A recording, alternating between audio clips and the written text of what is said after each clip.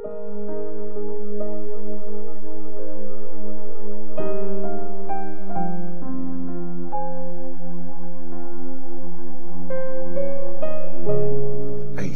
chapter 27. Niligtas ang Israel. Sa araw na yon, paparusahan ni Lord ang Leviathan, yung pumupulupot at mailap na ahas, gamit ang espada niyang malakas, malaki at makapangyarihan. Papatayin niya ang halimaw sa dagat. Sa araw na yon, sasabihin ni Lord, isang magandang ubasan. Kumanta kayo tungkol dito. Akong si Lord ang nag-alaga nito. Lagi ko itong tinitiligan. Binabantayan sa umaga at gabi para di ito masira. Hindi ako galit sa ubasan. Pag nakakita ako ng matitinik na halaman, lalabanan ko ito. Sama-sama kong susunugin. Pero kung gusto nilang iprotect ko sila, makipag-ayos sila sa akin. Makipag-ayos sila. Darating ang araw na ang lahi ni Jacob ay mag-uugat. Ang Israel uusbong at mamumulaklak, at ang buong mundo mapupuno ng bunga nito. Sinaktan ba sila ni Lord gaya ng pananakit niya sa mga nanakit sa kanila? O pinatay ba sila gaya ng pagpatay niya sa mga pumatay sa kanila? Pinalaya sila ni Lord, pinatapon sa ibang bayan, inalis na parang tinangay ng malakas na hangin mula sa east. Kaya sa ganitong paraan, kasalanan ni Jacob maaalis ng tuluyan. Papatawarin ang kanyang kasalanan pag winasak niya lahat ng bato ng altar. Dinurog ang mga ito ng pinong-pino. Walang matitirang simbol ng Diyosang Asyera o altar ng insenso ang maiiwan. Ganun nga, naiwang nag-iisa ang matibay na city, tirahang iniwan at pinabayaan na parang desert, kung saan pagala-gala ang mga baka, nagpapahinga at kumakain ng mga sanga. Pag natuyo na ang mga sanga, napuputol ang mga ito, kukunin ng mga babae at gagawing panggatong. Kasi ang mga taong ito ay di nag-iisip, kaya yung gumawa sa kanila di maaawa. Yung nag-create di magiging mabait sa kanila.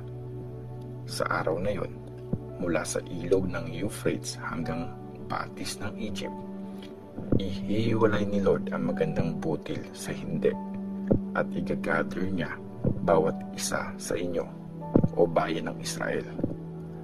At sa araw ding yon, hihipa ng malaking trumpet, yung mga pinakalat sa lupain ng Assyria at yung mga pinalayas papuntang lupain ng Egypt dadating, at i-worship si Lord sa banal na bundok ng Jerusalem.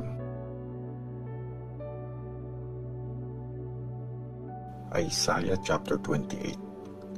Warning sa Israel. Kawawang pinagmamalaking korona ng mga lasinggero sa kaharian ng Israel. Kawawa ang kumukupas na ganda ng nagniningning na bulaklak na nasa ulo ng tagamayamang valley ng lasing sa alak. Heto si Lord, meron siyang hinandang taong makapangyarihan at malakas. Parang bagyo ng yelo, isang hanging nakakawasak. Parang malakas na bagyong nagpapabaha. Ibabagsak niya sila ng marahas sa lupa. Ang mga pinagmamalaking korona ng mga lasinggerong leaders ng Israel tatapakan at dudurugin.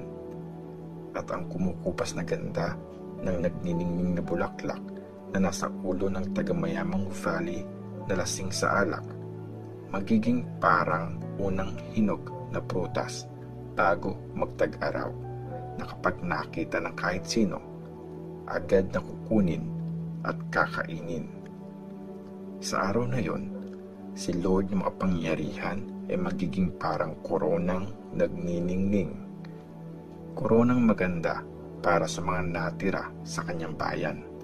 Siya ang magtuturo sa mga humahatol kung ano ang makatarungan at papalakasin niya ang loob ng mga nagdi-defend sa gate ng city laban sa mga umaatake dito. Si Isaiah at ang mga lasing. Hilong-hilo din dahil sa alak at pasuray-suray sa inuming matapang ang mga priest at prophet sa kalasingan. Hilo at pasuray-suray dahil sa alak, mali-mali sa pag-interpret ng mga visions, pag-judge ng tama, di magawa. Lahat ng mesa, puno ng suka. Walang lugar na malinis ang natira. Sabi nila laban sa akin, sinong tuturuan niya ng nalalaman niya at sinong papaliwanagan niya ng mensahe?